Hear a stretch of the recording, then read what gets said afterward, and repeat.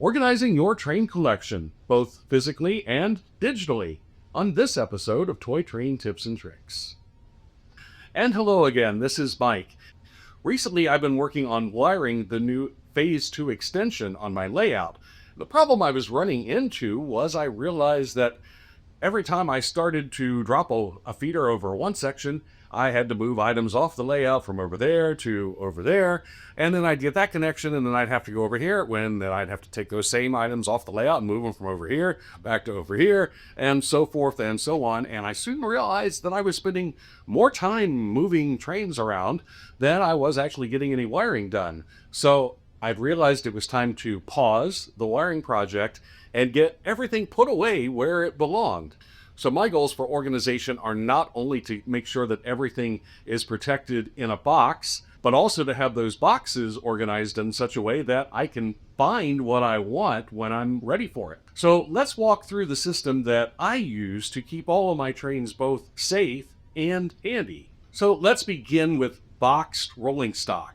So the cars and cabooses and such that I have that still have their original boxes, these are easy to put on shelf. For my boxed items, I use wire racking, but the plastic utility shelving works just as well. Just in my setup, I have the shorter wire racks underneath my display shelves in order to keep things a little more organized as far as space. Now, since most manufacturers use similar sized boxes for similar types of rolling stock, in my organization, I'm not so much concerned about organizing by manufacturer as I am by car type. So toward that end, on my display racking, you will see vertical stacks of boxcars next to a vertical stack of tank cars, next to a vertical stack of hopper cars, all of different manufacturers, but stacked by car type.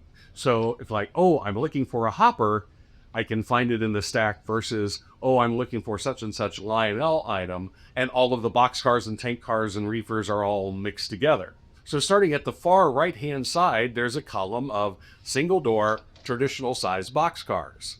Next to that is some overflow of this type of boxcars on the bottom, and then some of the oddball sizes like Menards cars are all stacked together on a different shelf. And so forth and so on. There will be a stack of hopper cars, a stack of covered hopper cars, a stack of high cube box cars, a stack of scale box cars, a stack of passenger cars, and so forth and so on through the boxed rolling stock section of my shelving. When there are boxed cars of multiple scale arrangements, so for example, these are more traditional, there are other cars that are more scale oriented, and there are other cars like the K-line versions of the old Marx tooling that are in boxes, but nevertheless they are much smaller cars.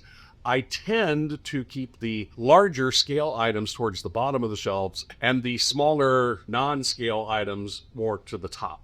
But what about items that no longer have their original boxes? Most of the items that I pick up at train shows or originally came in a set that didn't have boxes but are now separate. Well, that's where these plastic totes come in. These are made by a variety of manufacturers, and you find them at most box retailers and recently even at Dollar Tree. And so the retail price on these ranges from $1.25 at Dollar Tree all the way up to about $2 or so at some of the big box stores, and you can even buy them in bulk in quantities of 10.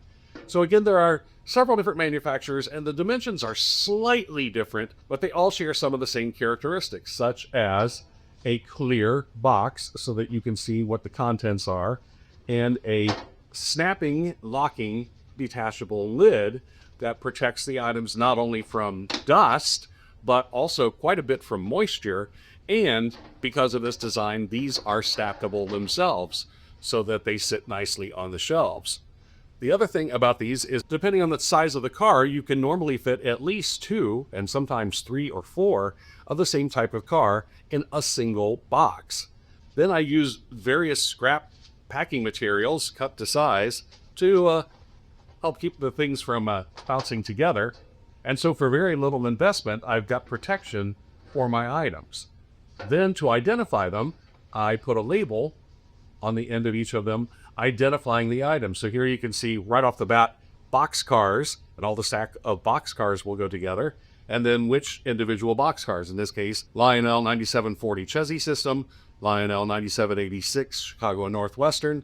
It's all right here on the label so that I can quickly scan through and find the car that I'm looking for. In the same way that I organize the boxed rolling stock in vertical columns based on car type, I do the same with these. There's a column of boxcars, a column of tank cars, a column of piggyback cars, so forth and so on. And again, keeping the larger scale cars towards the bottom and the smaller cars such as Marx 6-inch plastic up at the top. And most traditional type rolling stock will fit in these boxes, with the general exception of some passenger cars and auto racks and some extra long or extra tall cars. For those extra large cars and for special sets that I like to try to keep things together, I use a variety of these larger totes. These can be more expensive in the $5 to $8 range depending on the size, but again, we're looking at clear sides so we can see the contents, and a locking lid to help keep out dust and moisture and other contaminants. And here you can see how I have 6 Amtrak cars in one set, and for protection, a layer of packing foam goes between the layers. In this way, I can keep the complete set together and keep everything safe. I sometimes also do this with sets that have their own boxes, but nevertheless are somewhat more special, such as the Spirit of 76 set and the Southern Crescent passenger set.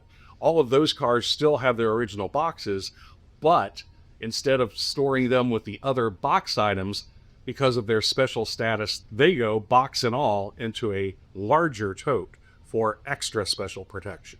And just like the smaller totes, each tote gets labeled as to its contents. I also like to use these totes for loose scenery items, such as all of the little Christmas details that I use for the Christmas layout, such as packages and reindeer and Santa, all handy and stored in a box such as this. Similarly, Halloween, all of my loose pumpkins and LED lights that I put in my cars, right here in one tote and labeled on the end so that I know what's where. But I can also recycle other boxes, such as shoe boxes, if the items are the right size, such as my Easter grass and Easter eggs for my Easter display, or a larger box for Lionel Trussa pieces, all in one box right here. Feel free to use whatever you have on hand. It reduces your trash and helps organize your trains. I used to try to keep all of my locomotives in boxes as well, but what I found, at least for me, I tend to swap power more frequently than I swap cars. And because of this, I was constantly boxing and unboxing and boxing and unboxing. And not only did that take a lot of time, but actually what were perfectly good boxes were now becoming damaged from being opened and closed and opened and closed so many times. So instead, my solution for locomotives is these drawered containers, whether it is the long and narrow drawer or whether it is the wide and shallow drawer. Using these stored underneath the layout near where I swap power the most in the yard is the more convenient version. And then I can organize the locomotives by type. For example, here's a drawer of Jeeps, here's a drawer of small Hudsons, and so forth and so on. By the way, the wheels on these are usually pretty bad, so I end up keeping them on the floor. Again, the very deep drawer protects even the stuff that's on the bottom from any flooding incidents that we have here in the basement. I've never had more than an inch of water at a time in my basement, and that was the city's fault, not Mother Nature's.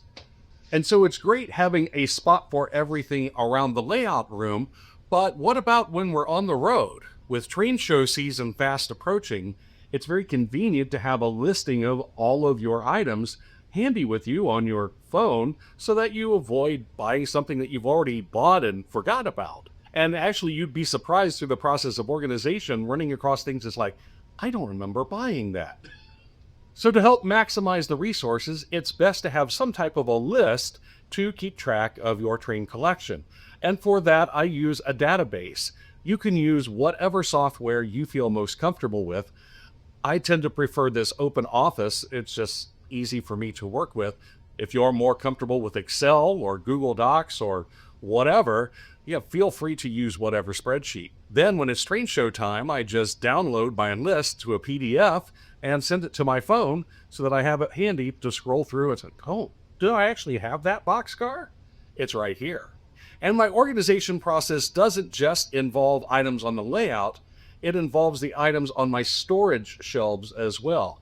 Not only do I take those down and make sure that all of those items have boxes, but as I run across an item that either doesn't have a box, probably because it's a new acquisition, or somehow got missed in the database, I set these items on the display shelves so that I know what's out there that still needs to be entered in.